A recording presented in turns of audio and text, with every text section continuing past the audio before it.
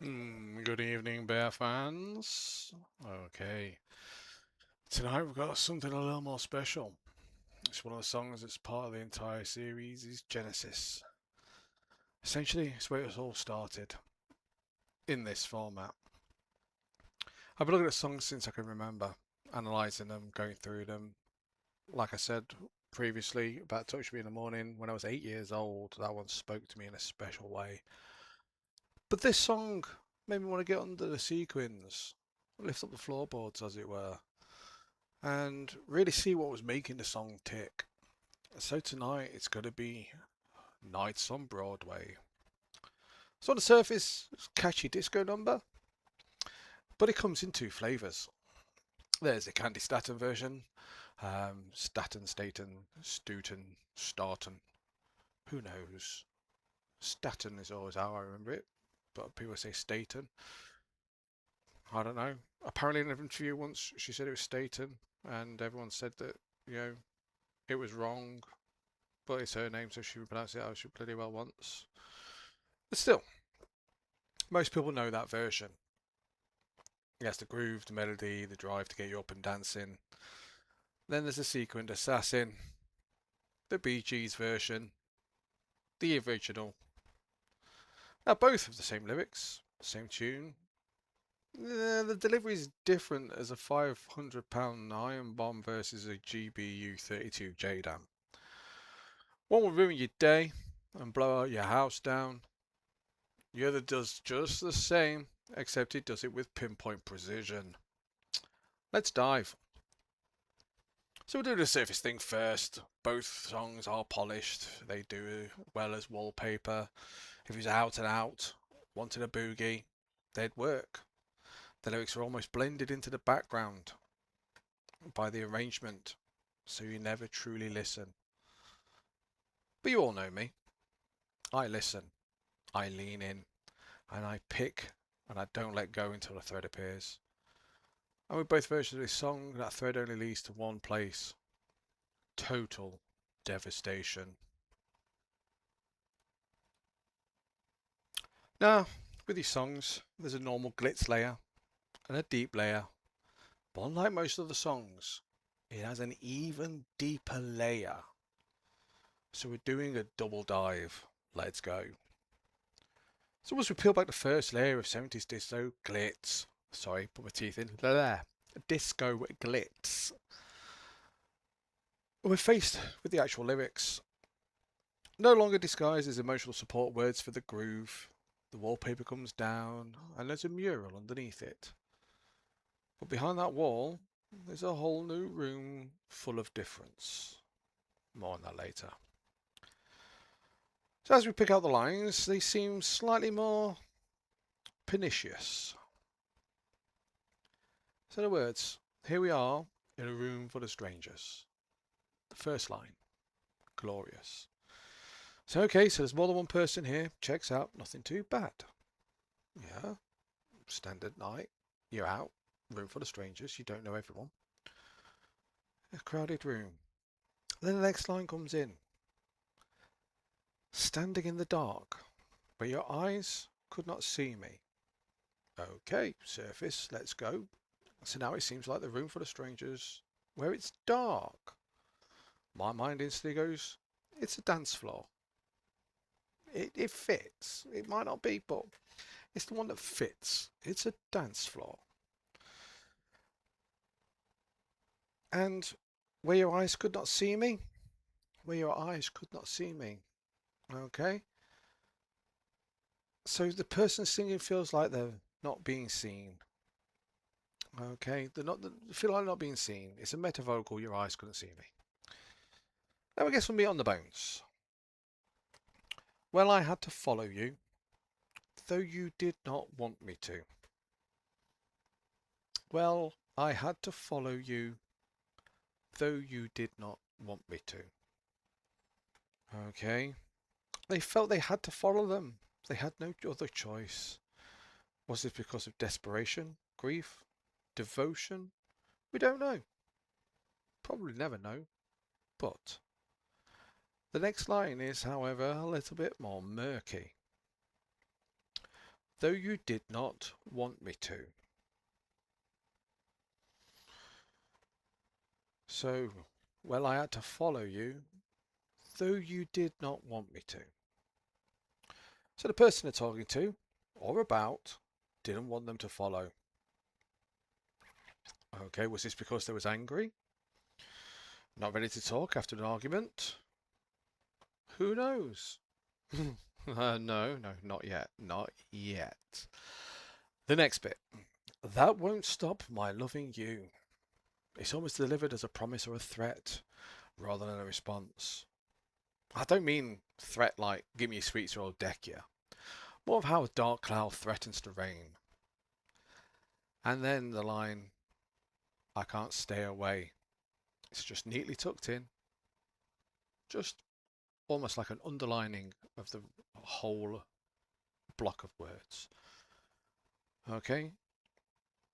It's just stuck there where no one will pay attention, like a tiny little corner of the wallpaper, just coming away enough for innocent little hands to start pulling, and the whole wall becomes uncovered.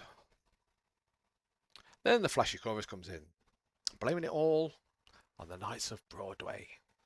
Creatures up here images of wet pavement, neon signs reflecting in the dark, and then singing them love songs, singing them straight to the heart songs. I mean, this sounds to me like they've gone out and found a dance floor and just singing along to the music, losing themselves, maybe their loss, their pain, their grief. We don't know. We don't know. But they are losing it to the music. Does that sound familiar? Does to me. Then the line, singing them sweet, sweet sounds to that crazy, crazy town. Singing them sweet sounds to that crazy, crazy town. That, again, to me, sounds like they're having a night of it. And just singing into the night, trying to forget everything. It's the first signs of the facade cracking. The glitzy polish is tarnished slightly, but moves on before anyone notices. It's just glossed over.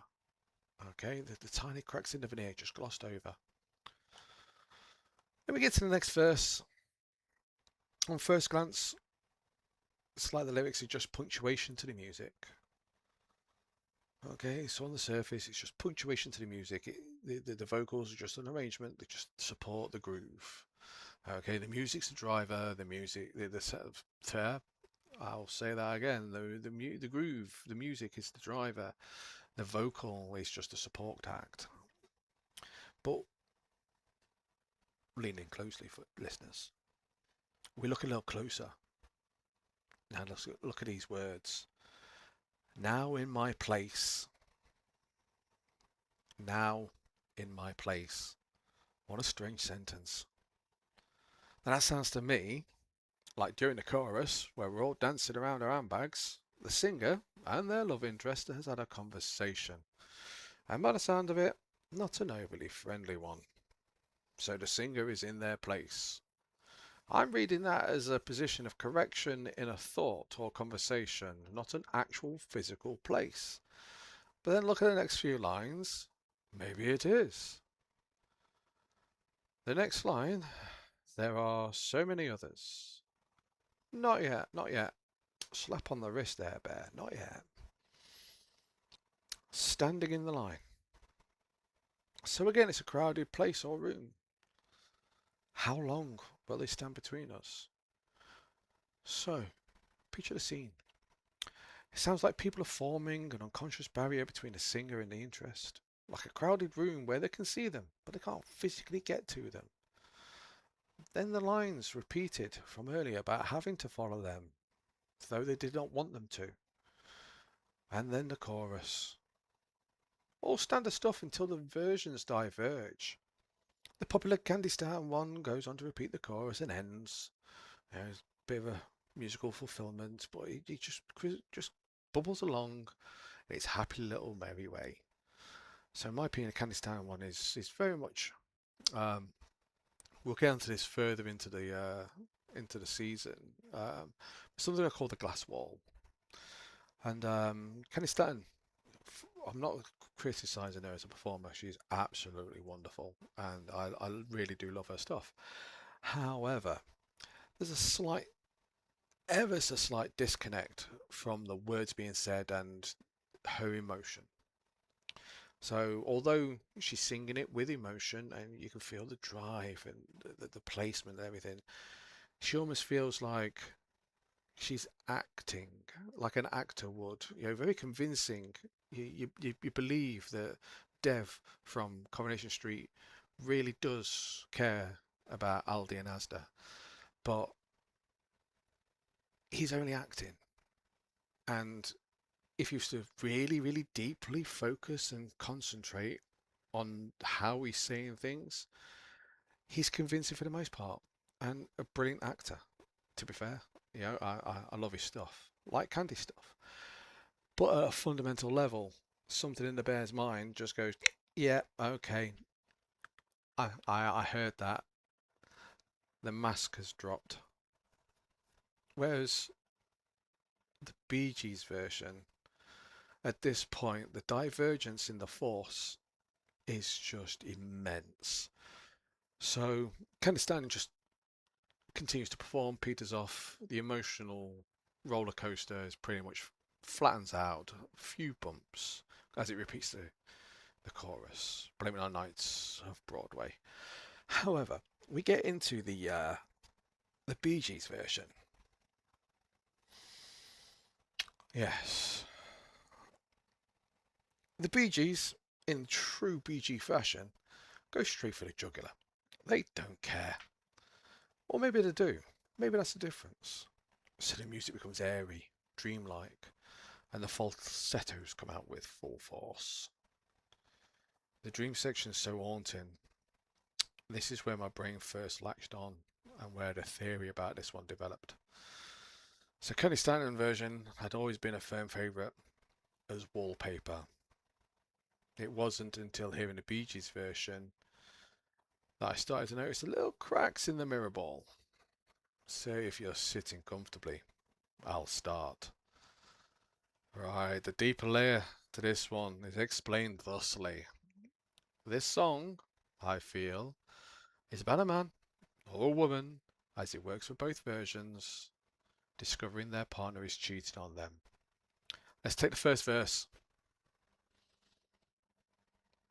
Here we are, in a room full of strangers. This meaning doesn't change. It's a crowded room, could be a nightclub, pub, restaurant. But the next line seals it. Standing in the dark.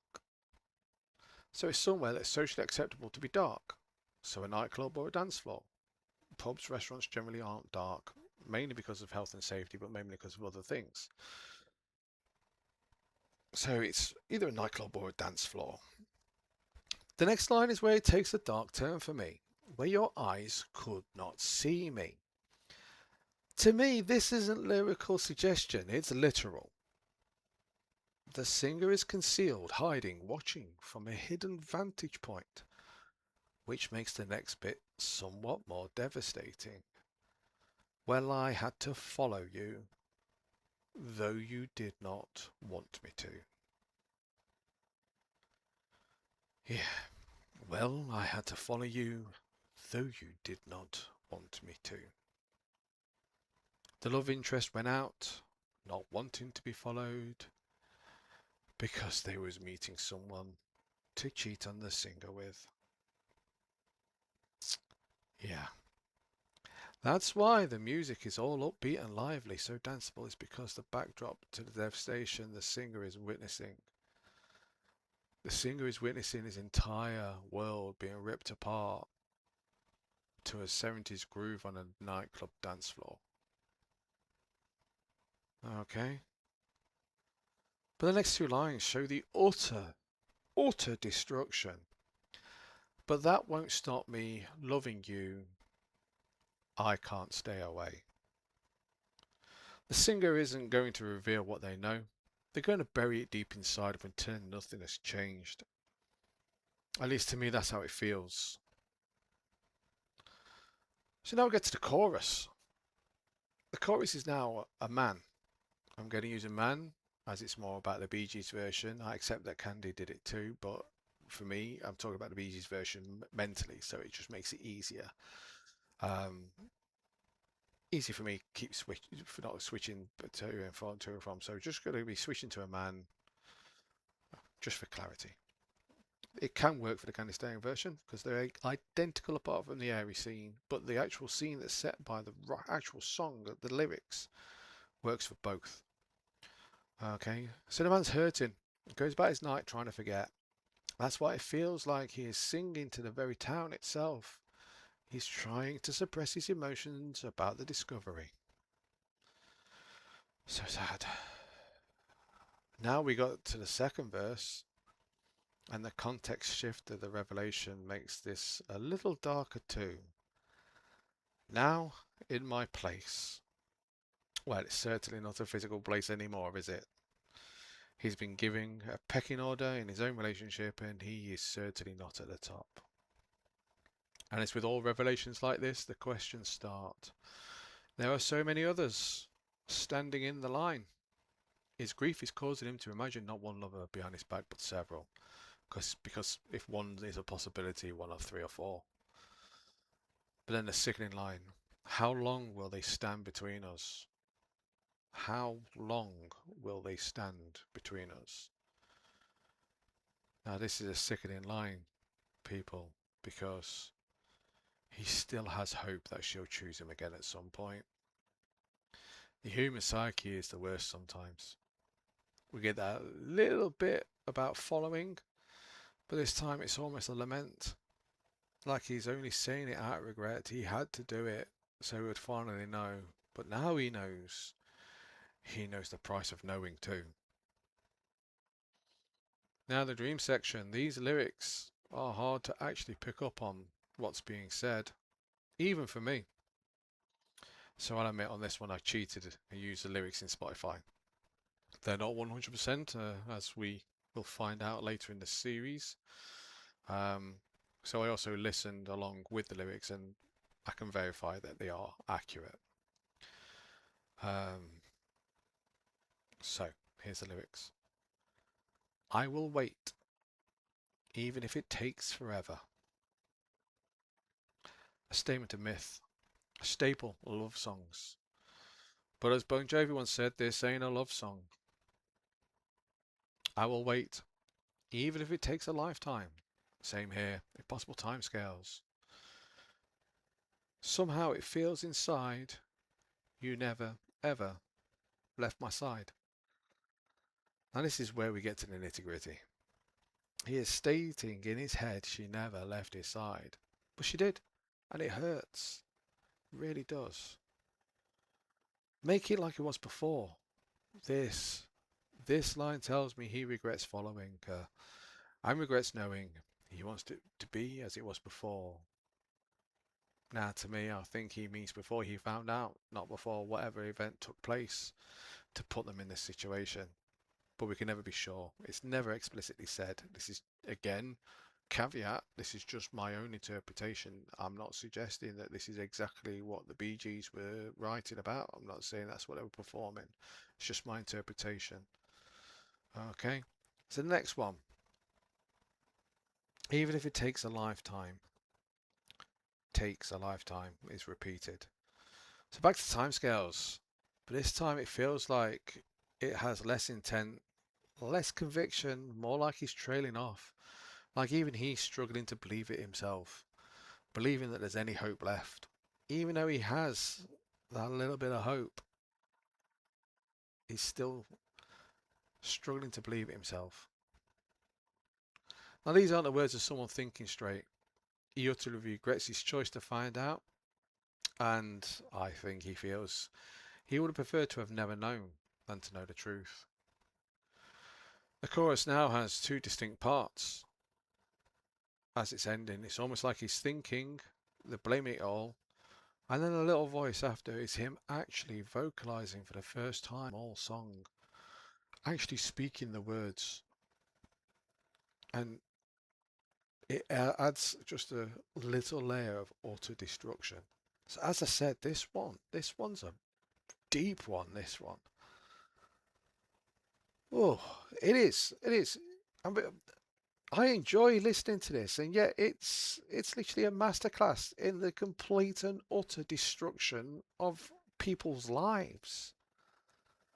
The Bee Gees. I'm going to do an entire series just on the Bee Gees stuff because they literally are the masters of slipping a knife inside the sequin jacket and committing murder on the dance floor. No, I'm not doing Sophie Ellis-Bextor. I'm doing the Bee Gees. They are absolute geniuses. Really were, really were. But I'll leave that one with you. As always, if you have a different take on this, there is the full playlist out there on Spotify. The link is in the description. There is the Discord in the description as well. If you want to extend your possible ramblings and meanderings with myself, I'm happy to have a discussion at any point, and it might become easier on the Discord than in the YouTube comments. But feel free, leave a comment. Tell me how you see this differently, and I'll tell you where you're wrong. I'm joking, or am I? Who knows? But anyway, this has been Bear, and this is me signing off. Leaves me one last thing to say. Stay cozy.